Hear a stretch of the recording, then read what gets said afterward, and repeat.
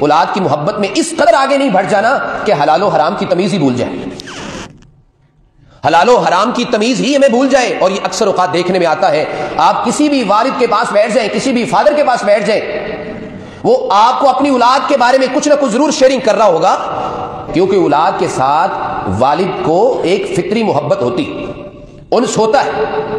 اور پھر ہر کوئی اپنی اولاد کے لیے یہ چاہتا ہے کہ میں کچھ ایسا کام کر جاؤں کہ میرے بعد جن تکالیف، جن مصائب، جن پریشانیوں سے میں گزرا ہوں میری اولاد نہ گزرے، میں کوئی ایسا کام کر جاؤں، کوئی ایسا بندوبست کر جاؤں، کوئی ایسا انتظام کر جاؤں، ان کو میرے بعد جو ہے وہ کسی قسم کی پریشانی نہ ہو، نہ تو ان کو پریشانی ہو کسی رہائش کی، نہ انہیں کسی گھر کی پریشانی ہو، نہ انہیں مال و اسباب کے حوالے سے کسی قسم کی پریشانی ہو۔ پھر وہ اس پریشانی کو رفع کرنے کے لیے اپنی ان چیزوں کو اپنا مقصد بنا لیتا ہے اور دن رات اسی کام میں جو ہے وہ جتا رہتا ہے۔ لیکن اگر یہ کام کرتے ہوئے، اس حد تک تو ٹھیک ہے جب تک ہم حلال و حرام کی تمیز کریں گے، لیکن جب حلال و حرام کی تمیز بھول جائے گی، انسان یہ کہے کہ بس ان کے لیے پیسہ جمع کرنا ہے، ان کے لیے مال و اسباب بنانا ہے، ان کو بہت اچھا گھر بنا کے دینا ہے اور ان کے لیے بینک بیلنس اچھا رکھنا ہے، اور وہ حلال و حرام کی تمیز بھول جائے، وہ یہ تمیز ہی نہ کر سکے کہ یہ میں پیسے حلال سے لا رہا ہوں یا حرام سے لا رہا ہوں، حرام ذرائع سے پیسے کمائے زیادہ سے زیادہ، جس طرح گدھا ہوتا ہے، گدھا اس طرح مال اٹھا کے لائی جا رہا ہے اور وہ اسی طرح جو ہے وہ گدھے کی طرح جتا رہے اور مال کو جمع کرتا رہے اپنی اولاد کے لیے، اس کے اندر حرام کی تمیز بھی نہیں کی ہے، تو ایسے پیسے، ایسے مال و اسباب کا کوئی فائدہ نہیں ہے۔ اور جس قدر بھی وہ انسان محنت کر لے گا، ایسے لوگوں کی عموماً اولاد بھی نافرمانی ہوتی ہے اور وہ بعد میں اپنے والدین کو بھی بھول جاتی ہے۔ اگر ہم نے اپنی اولاد کی دینی تربیت نہ کی، اپنی اولاد کی صحیح خطوط پر تربیت نہ کی، اور صرف یہی اپنی زندگی کا مقصود بنا لیا کہ ہمارا زندگی کا ایک ہی مقصد ہے کہ اپنی اولاد کا فیوچر بہترین کرنا ہے، اب حلال و حرام کی تمیز بھول جائیں۔ حلال و حرام کی تمیز اگر ہم بھول گئے تو پھر یاد رکھنا ہم ان کے لیے اچھائی نہیں کر رہے، اپنے لیے گڑھا کھود رہے ہیں، اپنے لیے گڑھا کھود رہے ہیں۔ اس گڑھے میں ہم نے خود گرنا ہے، جب ہم نے قبر میں جانا ہے تو اپنے اعمال کا حساب ہم نے خود دینا ہے۔ حلال و حرام کی تمیز بہت ضروری ہے، ادروائز وہ ہمارے لیے بہت خسارے کا سودا ہے، کیونکہ اگر اولاد ہی بعد میں، ہمیں اس بات کا کیا پتا ہے، اگر اولاد کی اچھی تربیت کریں گے، اصل وہ کام ہے جس پہ ہمیں جو ہے وہ توجہ دینے کی ضرورت ہے، وہ اولاد کی اچھی تربیت ہے،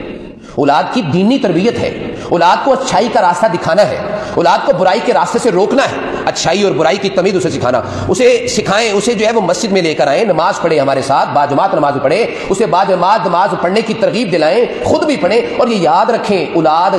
ہمارے کرنے سے زیادہ سیکھتی ہے، ہمارے کہنے سے اتنا اچھا کام یا اتنا اچھا ریئیکٹ نہیں کرتی۔ اگر ہم جو بھی کام ہم چاہتے ہیں کہ یہ کام میری اولاد میں پیدا ہو جائے، میرا بیٹا اس طرح کا ہو جائے، میری اولاد اس طرح کی ہو جائے، میری بیٹی اس طرح کی ہو جائے، اس طرح کا بن کے دکھائیں۔ جب اس طرح کا بن کے دکھائیں گے، ہمیں کہنے کی بھی ضرورت پیش نہیں آئے گی، ہماری اولاد خود بخود اس طرح کی ہو جائے گی، خود بخود اس طرح کی بن جائے گی۔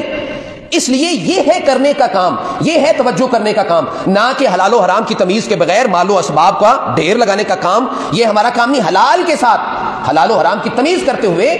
حلال مال جمع کرنا ہے، اگر ہم نے جمع بھی کرنا ہے اس کی ہمیں کوئی کسی قسم کی آپ کہہ لیں کہ ممانت نہیں ہے۔ جب حرام آتا ہے بیچ میں تو پھر کام خراب ہوتا ہے، اور یہ بھی ہمیں یاد رکھنا چاہیے۔ سورہ المنافقون میں فرمایا یا ایھا الذین آمنوا لا تلھکم اموالکم ولا اولادکم عن ذکر اللہ۔ جب ہم اپنی اولاد کی اتنی فکر میں لگے ہوتے ہیں، دن رات ایک کر رہے ہوتے ہیں، تو پھر اللہ کے ذکر سے غافل ہو جاتے ہیں، اللہ کے ذکر سے غافل ہو جاتے ہیں۔ اللہ کا ذکر کیا ہے؟ نماز اللہ کا ذکر ہے، روزہ اللہ کا ذکر ہے، زکوٰۃ کی ادائیگی، اور یہ سارے معاملات سے ہم پیچھے رہ جاتے ہیں، ہم اللہ کو یاد نہیں رکھتے۔ تو ہمیں یہ کہا گیا ہے مخاطب کر کے، اے ایمان والو، تمہیں تمہارا مال اور تمہاری اولاد اللہ کے ذکر سے غافل نہ کر دے۔ اگر ہمارا مال جو ہم کما رہے ہیں یا ہماری اولاد اللہ کے ذکر سے غافل کر رہی ہے تو ہمیں سوچنا چاہیے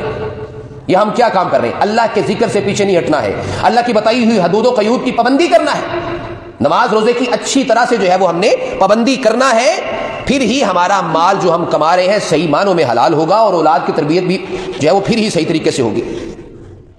اور اولاد کی محبت چونکہ فطری ہے، اللہ تعالیٰ نے یہ محبت ڈالی ہے، سورہ تغابن میں فرمایا انما اموالکم واولادکم فتنہ، تمہارا مال بھی فتنہ ہے، تمہاری اولاد بھی فتنہ ہے۔ فتنہ مین آزمائش، کہ مال بھی تمہارے لیے آزمائش ہے۔ انسان مال و دولت کو جمع کرنے میں جب دن رات ایک کرتا ہے، اس کی ہوس اتنی زیادہ اسے لگتی ہے کہ اگر ایک مال کی ایک وادی اس کے پاس ہوتی ہے، اس کی خواہش ہوتی ہے کہ دوسری بھی آ جائے، تیسری بھی آ جائے. یہ ہوس اس طرح ختم ہی نہیں ہوتی ہے. جب انسان کے اندر یہ چیز آ جاتی ہے کہ اب میں نے مال ہی جمع کرنا ہے، تو آپ نے فرمایا کہ انسان کا پیٹ نہیں بھرتا ہے، پھر اس کا پیٹ صرف جو ہے وہ مٹی بھر سکتی ہے. تو اس لیے مال کی حرص و ہوس ہمارے اندر نہ آئے. جب مال کی حرص و ہوس آ جائے گی تو پھر ہم اچھائی اور برائی کی تمیز نہیں کر پائیں گے.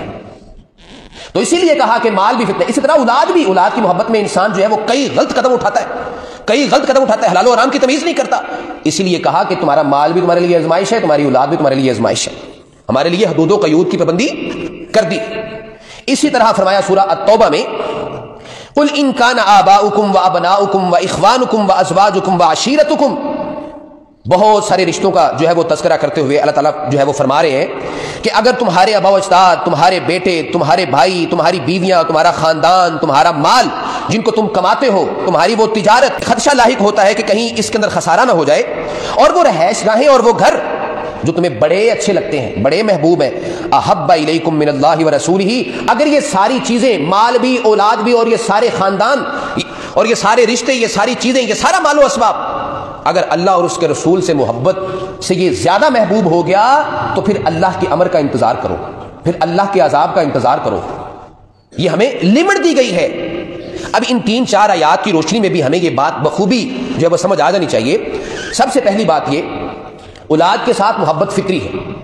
اولاد کے ساتھ محبت کرنی ہے. محبت کے ساتھ ساتھ یہ بات بھی ذہن میں رکھنا ہے کہ کچھ لمٹس ہوتی ہیں، کچھ حدود ہوتی ہیں. اگر اپنی اولاد کی محبت میں ہم کسی حرام رستے کو اپنائے ہوئے ہیں،